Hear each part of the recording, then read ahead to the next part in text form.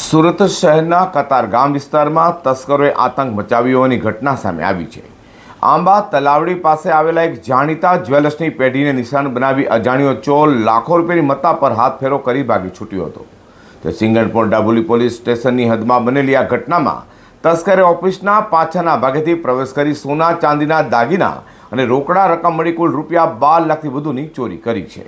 સુરતના સિંગણપોર ડભોલી પોલીસ મથકમાં ડભોલી ગામમાં રહેતા સાહિલ દિનેશ ખાંભડિયાની કતારગામના આંબા તલાવડી પાસે ઝીરકોન પ્લસ બિલ્ડિંગમાં બ્લ્યુબેલા જ્વેલર્સ નામની પેઢી આવેલી છે। ગત તારીખ 21મી ફેબ્રુઆરીના રોજ રાત્રિના 2:10 વાગ્યાથી 3 વાગ્યાના અરસામાં કોઈ અજાણ્યા ચોરે ઓફિસને નિશાન બનાવી હતી।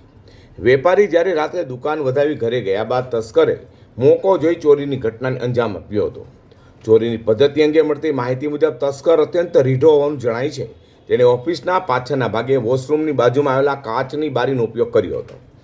આ તસ્કરે આ બારી ખોલી અંદર પ્રવેશ કર્યો હતો અને અત્યંત શાંતિથી આખી ઓફિસની તપાસ કરી હતી। બારી વાટે અંદર ઘૂસેલા શખ્સે ઓફિસમાં રહેલા કબાટ અને ડ્રોવરમાં રાખેલા કિંમતી દાગીનાની ચોરી કર્યા હતા। તસ્કર ઓફિસમાંથી મોટી માત્રામાં કિંમતી સામાન ચોરી ગયો છે।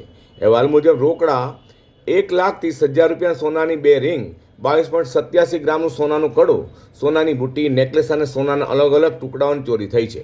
આ ઉપરાંત અંદાજે 220 ગ્રામના હીરા જડિત ચાંદીના દાગીના અને મોઝેનાઇટ ડાયમંડના પેકેટ સહિત મળી કુલ 12,26,419 રૂપિયાની મત્તાની ચોરી કરી ચોર પલાયન થયો પામ્યો છે।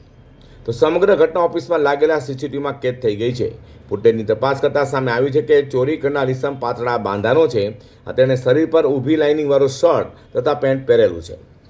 પકડાઈ ન જાય તે માટે તેને સાવચેતી રૂપે મોઢે રૂમાલ બાંધેલો હતો અને તે ઉઘાડા પગે ઓફિસમાં ચોરી કરતો નજરે પડ્યો હતો। બીજી તરફ ઘટનાની જાણ થતાં સિંગણપોર ડભોલી પોલીસનો કાફલો ઘટના સ્થળે પહોંચી ગયો હતો। પોલીસે તરત જ તપાસ હાથ ધરી હતી અને ભારતીય ગુનો નોંધી આરોપીને ઝડપી પાડવા ચક્રો ગતિમાન કર્યા છે। સુરતમાં રાત્રિના સમયે એક ચોરે જ્વેલર્સની દુકાનમાં કરેલા લાખો રૂપિયાના હાથફેરાની ઘટના લઈને સુરત પોલીસે હાલ તો ગુનો નોંધી આરોપીને ઝડપી પાડવા અલગ અલગ ટીમો બનાવી તપાસ શરૂ કરી છે।